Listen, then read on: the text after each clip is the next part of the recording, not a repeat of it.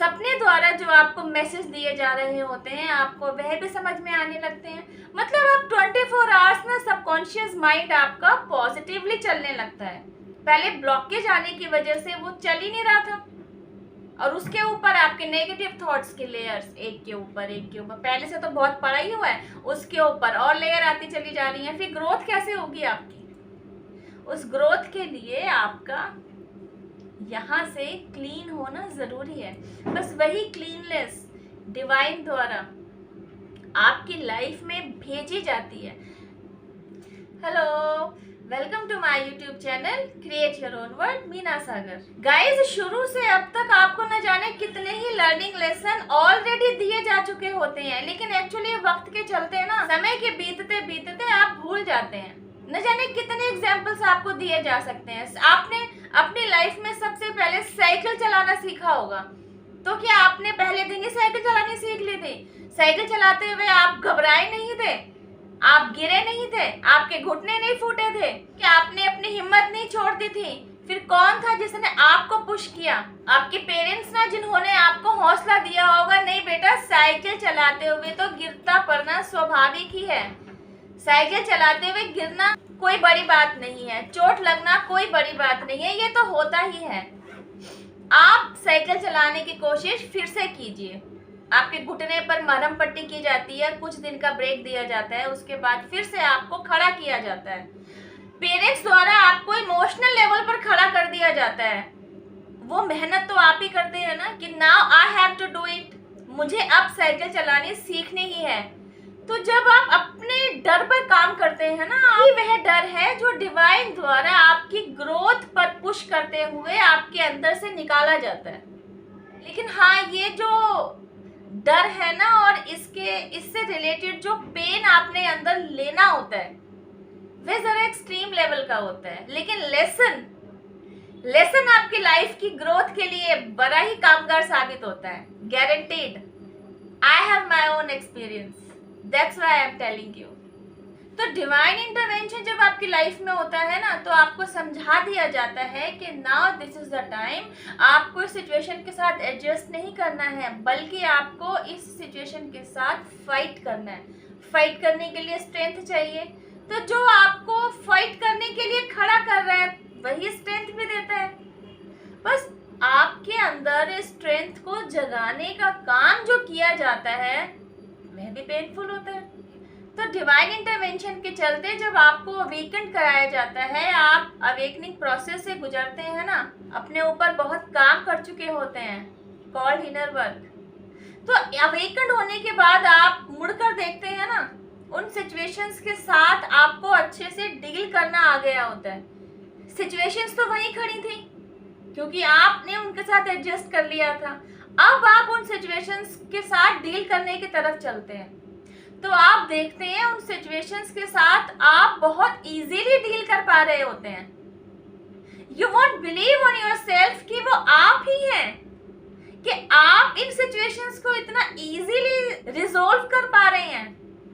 आप खुद सोचते हैं कि ये क्रिएटिव आइडिया, इस सिचुएशन को डील करने का क्रिएटिव आइडिया आपके दिमाग में पहले क्यों नहीं आया? गाइस, नहीं आ सकता था। वो इसलिए नहीं आ सकता था क्योंकि यहाँ बहुत बहुत ज्यादा आपने ब्लॉकेज इकट्ठा कर रखे थे।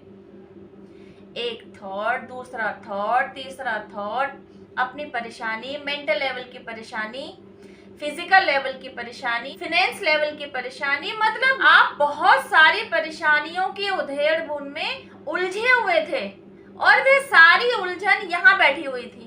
तो जब यहाँ की शुद्धि करा दी जाती है ना, अवेकनिंग, तो अवेकनिंग प्रोसेस में ना यही आपकी शुद्धि कराई जाती है। सबकॉन्शियस माइंड में आपके बहुत कुछ बैठा हुआ है, इस जन्म का ही नहीं, पास्ट लाइफ भी बहुत सारी लेयर्स पड़ी हुई हैं, उस पर आपके प्रेजेंट लाइफ की भी कुछ लेयर्स आके बैठ जाती हैं। तो उससे क्या हुआ है कि आपकी ग्रोथ ही नहीं हो रही होती है। तो एक एक करके ना उन लेयर्स को हटाया जाता है। तो जब सारी लेयर्स हट गई वहां से, तो फिर आप डिवाइन मैसेजेस को लेने के लायक बन गए होते हैं। तब जाकर आप डिवाइन मैसेज को रिसीव करने के मोड में बन गए होते हैं। तब आपको समझ में आने लगता है कि ये एंजल नंबर 777 जो आपको दिखाया जा रहा है ना, ये एक्चुअली आपके लिए ही आया है। और अब आपका काम है कि इस एंजल नंबर के पीछे छिपे मैसेज को डिकोड करें, उसके अकॉर्डिंग काम करें, उसके अकॉर्डिंग चलें और साथ में यह विश्वास भी बनाकर चलें कि अब आपके साथ पूरा ब्रह्मांड लगा हुआ है। आपने वह डायलॉग तो सुना होगा ना, किसी चीज को आप शिद्दत से पाना चाहते हैं तो पूरा ब्रह्मांड उसको पाने में आपकी मदद करता है।